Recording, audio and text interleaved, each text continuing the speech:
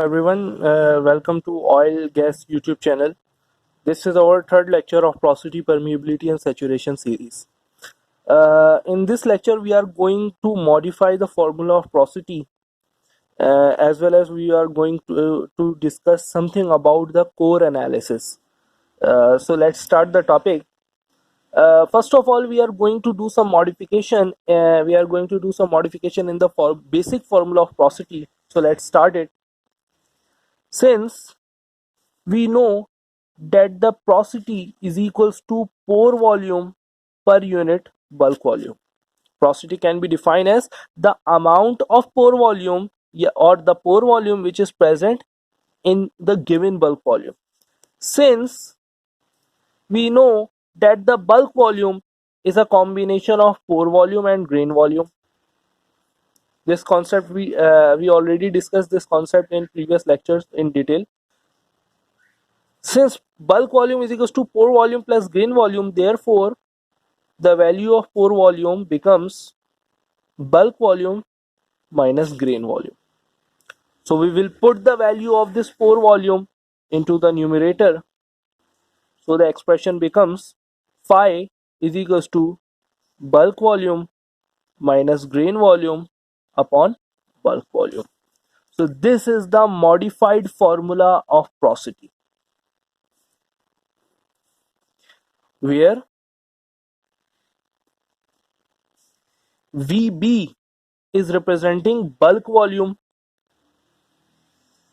Vg is representing grain volume.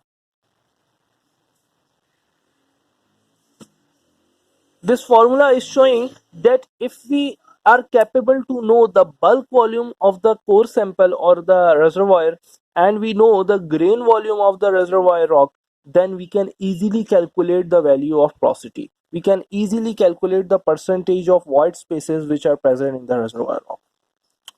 So the one point which is necessary to understand is that we do not jump into the well and go to the reservoir rock and measure its properties, because it is obviously impossible. So what we do is that we extract some rock sample to the surface and analyze this rock sample in the laboratory to measure various reservoir rock properties.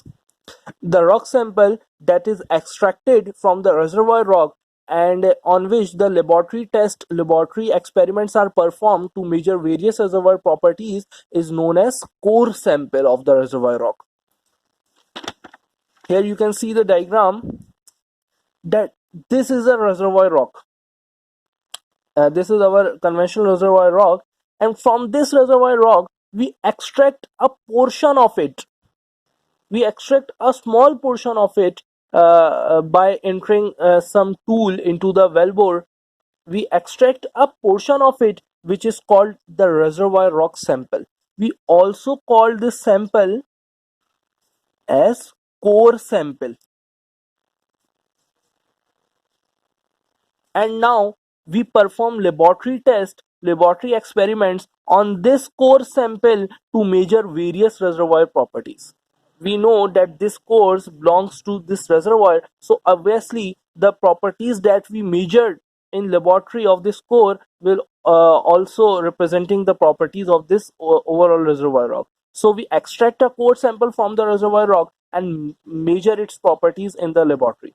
So the analysis of this core in the laboratory and the experiments which are applied to this core to measure various reservoir properties, this whole procedure is known as core analysis.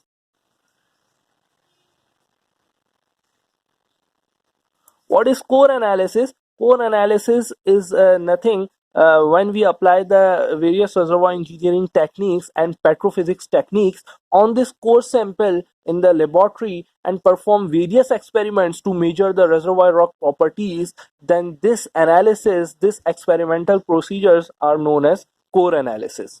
So in this way we extract a core from the reservoir rock and measure the properties of that core, and obviously since the core belongs to the reservoir rock, therefore it represents the properties of this core are very much similar to our reservoir rock. Now Let's suppose we extracted a core from the reservoir rock in a cylindrical shape.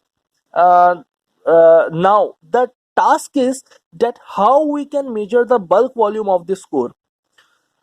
uh, we can easily measure the bulk volume of this core, but the point to note here is that when we extract a core from the reservoir rock, then it is usually in a perfect regular geometrical shape. Like, it may be cubic in shape, it may be rectangular in shape, it may be triangular in shape, or it may be cylindrical in shape. But usually the core we use in core analysis is cylindrical in shape. So this is the core, and by using this core, we perform various experiments on this core in the laboratory and measure the properties, various properties of this core, and these properties are representing the properties of the reservoir rock from which this core is extracted. Now, in this task, we are going to discuss that how the bulk volume of this core can be measured. Since we know that this is a right circular cylinder, and the volume of this cylinder can be calculated by cross-sectional area of this cylinder, means pi r square, multiply by the height of this cylindrical shape core. Since we can easily measure the height of this core by using vernier caliper.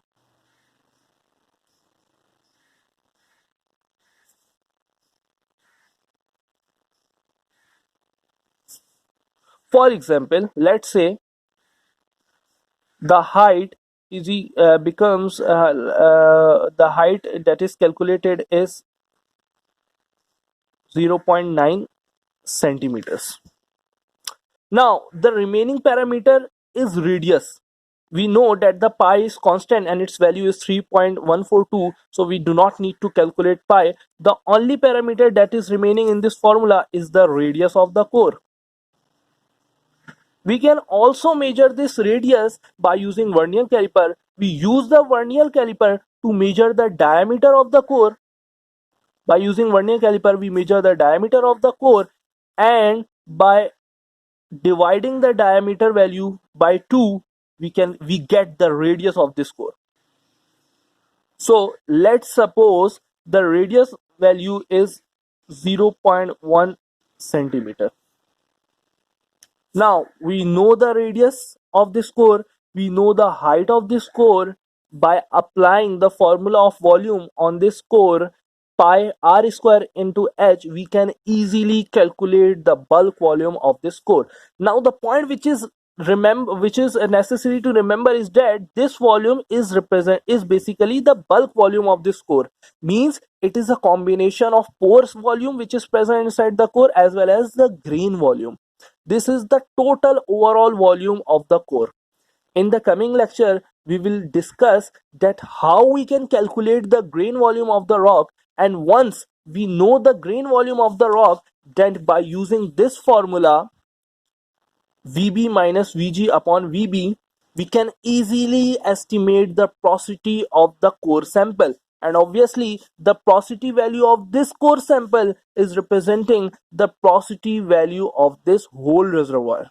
So, in the lecture number 4, we are going to discuss that how we can calculate the grain volume, and then we will go towards the calculation of porosity.